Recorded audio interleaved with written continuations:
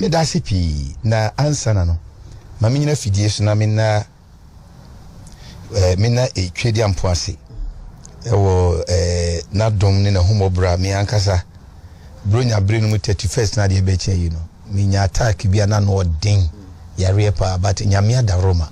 to the extent say me hwe form kra ma me sin etui me edme ko theater koye me da Dr. Mafo ene Dr. Usumensa no nyina ase penfo so bomb pie the man titu ma sorry for be do ma se guy etimi nia dia me kan dia siso ne say ye to abawi what is mu bi akasa because ye to abafi a afiachi ni abofo no after an election what next? I understand say enchokra the nation will hear from the flag bearer and the leader of the party, Dr. Mahmoud Bawumia, or prepare who he will speak to the nation. Now, probably be highlighted some salient points of the budget, the manifesto, or the Ebebano. How far? Minia, you're Bawumia, you're too baby, you know. Na, a jayesi a kind intino. Eddie Benia, we can, Penny Trefi must be for. Inti onam asie. Kankran kakra yura deni monom yura kwabena Agyapong yura nsafoanom panimfo ni mebre eja sebi pani tiri ho na ye hye kuma onyini nsa na enso ye de agya wode oni pani nti ru ba bi asikotu memfo enu mahwe nso peso onyankabo mo ye enti dia memesre ene so obi a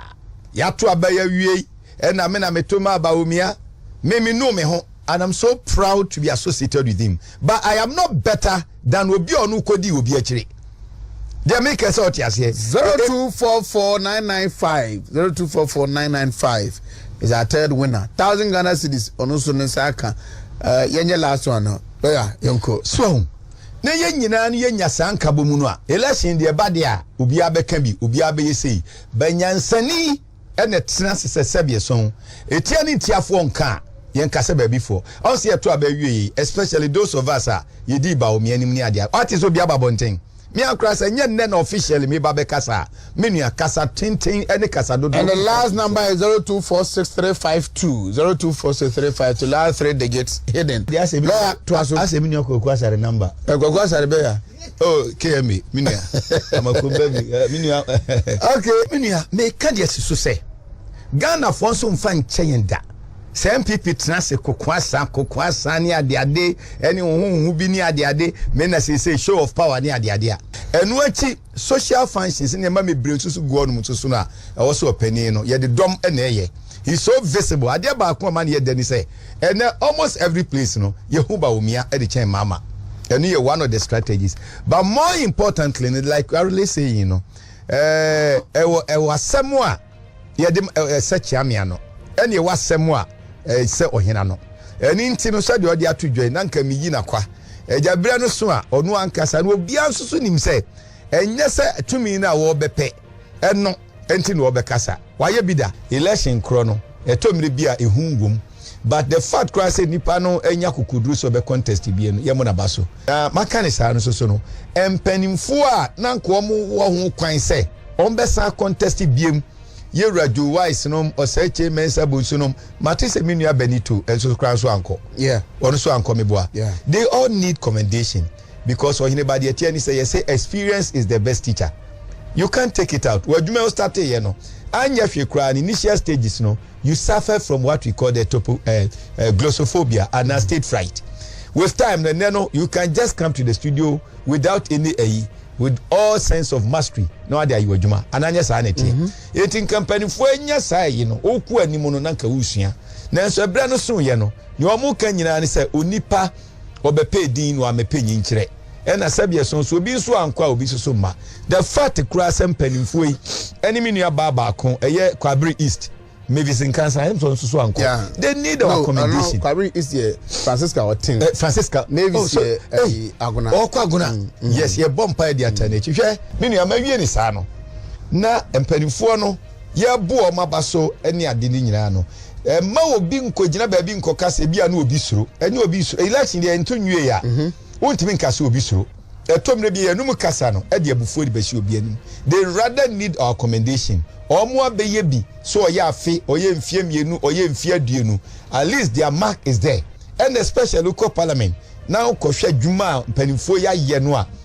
the idea e bi firo na so ye ndebe nia na edru 2008 eye mpanimfo te se Kwame Adokofo kanda pa no makufu adonom hakma wusu adjuma nom ya bema elusu 2004 some mpanimfo nyina decide say omo nko no na minia na ehun wo ho se ne mpanimfo yi enkode a ho ane beko na so mpanimfo se etetu a etetuem ebra no so ya yenya sampanimfo yi ebehya na mu no oseche mensamo ema yehunu yi pa se ajabi wu a ajabi tiase they need our commendation na mekanisa no yenuanom so a wo mo ebra duru wo mo so a wo mo contest yi ebinum daso wom ebinum so kra na fe no wo mo ba but wo mo daso wo mo no etomre bia menua eya na eyese ubetie fam nipa ni mebre no eye MPs wo mo do wo mo seat no edo de onu benya a chen party no ene constituency no because while betna se no nyame anim tenase na hwe sesese obaye no sen na vote sen na ho na udi be se mfie nan mfie nwotwe mfie dumienu mfie dunsia eko na duenu so no sen wanya obi sit to dromatoa from Echina we be pick constituency by constituency 2012 2016 2020 parliamentary results. If not for all the constituencies Ashanti region there ebe pick back. If it's about votes na mo then say kosoro and I say call for more constituency one. You know the issues, the contributing factors. Yes. And the candidates no more present to no do bet to me eji sa or how no free one you go and vote for him.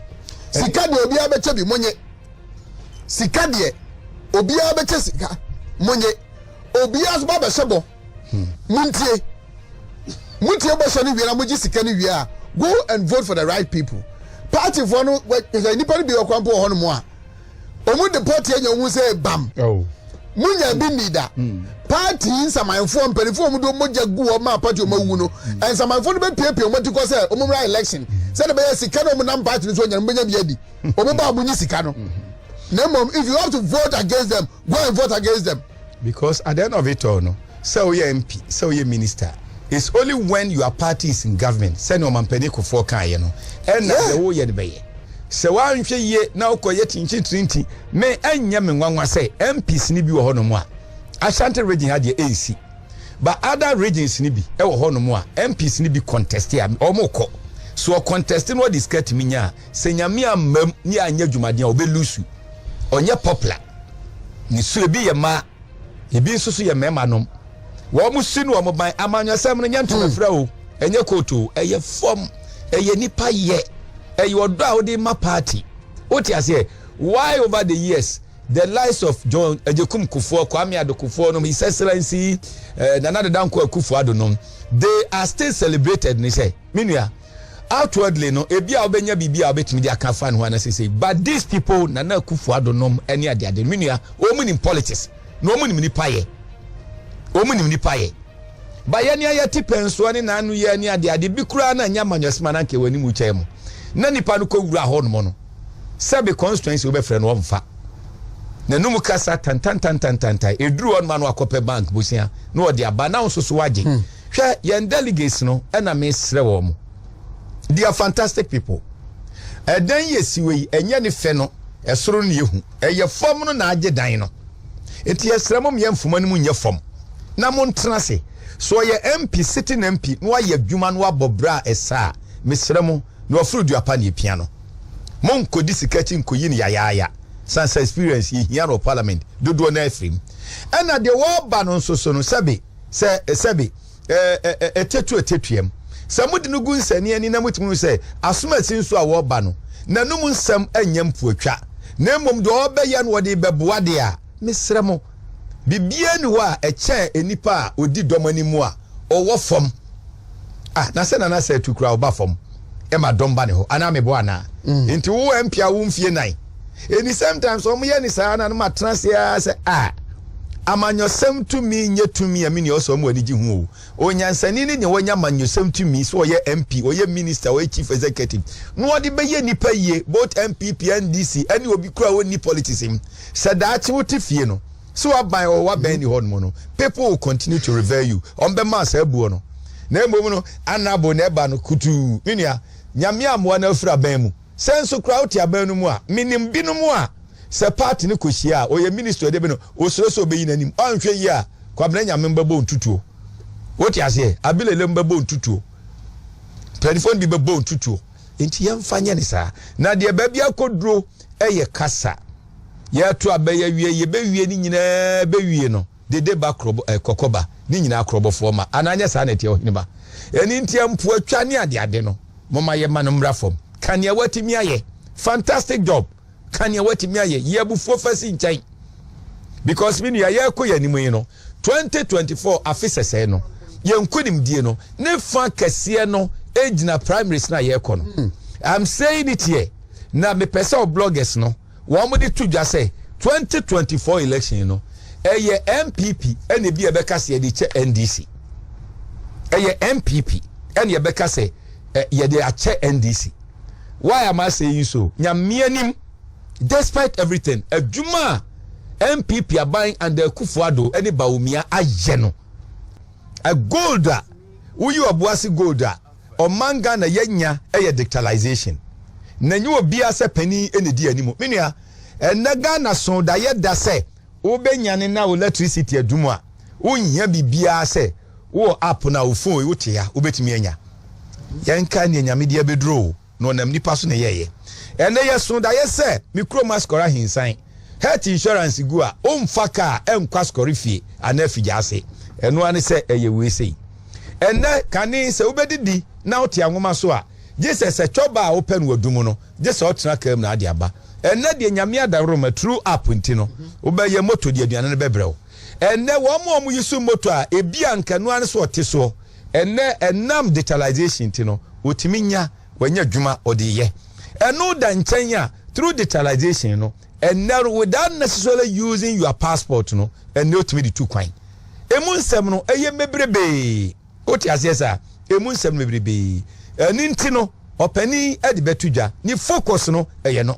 because me anopa me no kasei me nya adaje ncheke na emom no say ade se wo ko check sika ebia ye di free Japan ye di ba you can pay through digitalization system here minua broni bi onko afuo mu nya hwida o na so through that system no wanya no hu say tam na de am dani say andana danko Kufuado ni Bawumia through the woman no minua enne eya bibre mu ase de obia no digitalization obetimi de no ho atoto yen omo NDC timi emeye bibia mu te say ato omo ama empata biribiri abo omo a obi a waba ban mu da nanka wo pesa o sa ba bio no enka ka bibia so sani Bible kan say ye papa anye se Pharisee no a so tiase enti kwa ye bida enti odi akura papa na ye nka ho asem eno kura mama ntimi nkan His Excellency amani bra banitrimwa to the sense of minua botaya nankesi wo mani so ani nti obeba bi oni say ekodru wiase ha no bempem so ekodru ye eye fuel price minua ekodru baby na eyesen baby na ekodru ni ntimi nto. And in no free said no, they will talk to us about the problems or how are you and umbeka was much but not the alternative. And of course, in communication and in politics, the more all can some and I intimate away, intimate dino, won't they be more free so bet me aye. And then Yamia dom. Sabrantiano, Bawumia transianin and Kufuado Mutrans say oil for money, gold for money, and Anyasa and the fuel price bar gold for oil. Edru baby na dollar no baby akodro yentimi nto yentimi nya ni sei no omugu so kaya good for oil buy no relative stability ewo exchange rate so atiase ene du na kwa cement kwa yentimi nto eya ne abusa sa ndisi mutam ne eto ne sen eno da nchen so external or the same factors no na exogenous ewiase how the sabre no ene modia ne eto ne tesen nyame adom ehihye egu kwa mu no ene abruswa cement enu 70 cedis and in between 62 to 70 cedis so tiase odi no eto nchen ya niema bia no omo hwehwe ne ade na nyame adom aba fom no enne sebe wo mo da yakọ mo num eni to mo de ani bre obi a obepa akonya sa di biem enkwada nkopase examsa ani bre nti no you are condemning na te sese nya misrawo no de bapani mawo no ani anso bapani no a o ma odane eso obekum ebe batekum we de ma me wie ni nyinam ni ampese meka ni say ye be wie no eye MPP na be nkunimdifo all right ye be wie no eye party na be nkunimdifo ba ye nhwe ni ye pa se baby ekodrei no eniema na mebobọ so ebrentimi ntima mo ni nyina no se be wie a ne yakonya constituency a enkabomu no wie peye okay enkabomu no ba ne de ahoden eko enu ti na meka de sisi obi sese ya nhwe ni ya ntoto eniema ne ye ye toto enwa jeje mu a NDC doesn't have anything to lose do mo ya ne say ya na bibia o mo gina ne so o mo sika na be ba na wa sika ye massa o se de ngbo de ba ne omedia